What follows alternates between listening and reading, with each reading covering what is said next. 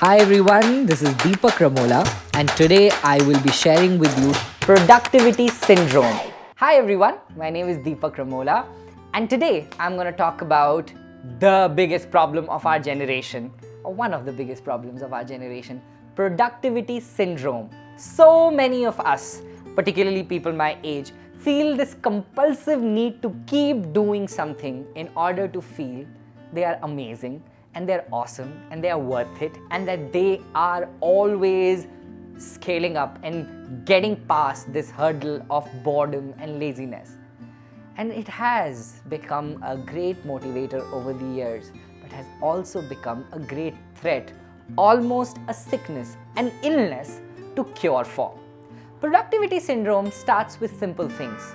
You have an off day and you want to clean the cupboard and you want to write 10 emails and you want to be in front of your computer achieving something.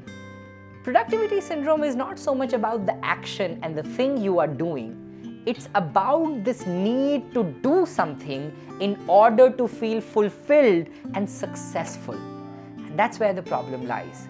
Because in doing nothing, we think we are unsuccessful, which is not true at all. I suffered a lot from productivity syndrome and I'm trying to change that about myself and I'm getting better at it. I'm way away from being at my ideal place, but I'm trying. And for that very reason, I thought I will do this video with you because I see so many people trying to work their way through everything possible in the world. And when that moment comes to quieten down, to sit still, they have this need and anxiety about what they have accomplished. But sometimes just breathing voluntarily is accomplishment enough. What I wanted to tell you today about productivity syndrome and how to cope with it is a technique I've been using lately that has helped me since the pandemic beautifully. Every person who is goal-oriented and an overachiever in many ways makes a to-do list at the start of the day.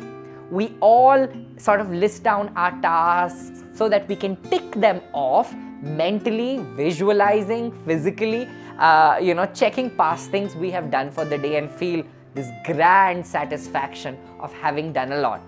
I made a simple switch during the pandemic.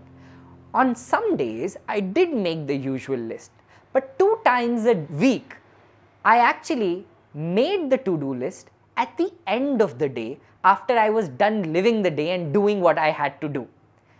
Technically, we all know what we have to finish, what's on our plate in order to wrap up. So go in the pace of the day without really listing down who you need to call. Let the flow of the day take your pace and allow you to embrace it. So if you remember you have to call somebody, you can call that person. If you sit and you're enjoying writing certain thing, continue writing that. Just basically give yourself some ease. Because as a productivity syndrome sufferer, you need to feel validated with what you have done at the day. At the end of the day, take time to make note of all those things. Even include you had a cup of tea or had a great breakfast in that list if you want it to be long.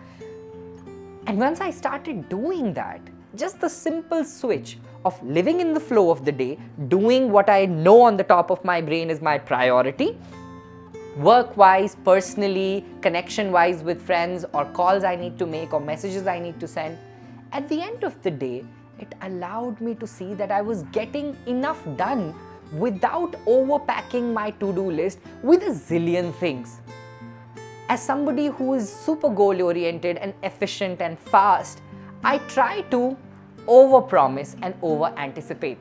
When I can accomplish 10 things in a day, my list usually will reflect 18 to 20 things, twice the amount, even though sometimes I might not have that bandwidth. And that is where I feel so lagging, so incompetent in fulfilling what I need to do. And so, mapping and reviewing the data from this across 6 months and then 1 year and then 1.5 years and 2 years, during the pandemic, I realized what my true capacity of task doing really is. It's about 8 to 10 things on average. If there are 4 calls, if there are 2 emails, if there are 3 brainstorming sessions, that's my threshold for a good day. And if I'm pushing myself over and above that, then I'm not being fair to myself. I am in this chase to finish as many things without pausing and enjoying. And when I make that list, I also try to consciously then put on the days I am making a to-do list at the start of the day, moments of pause, a 15-minute nap that I need to take so that I can tick it off and that part of my brain can feel, yeah, you did it, amazing, sort of satisfaction.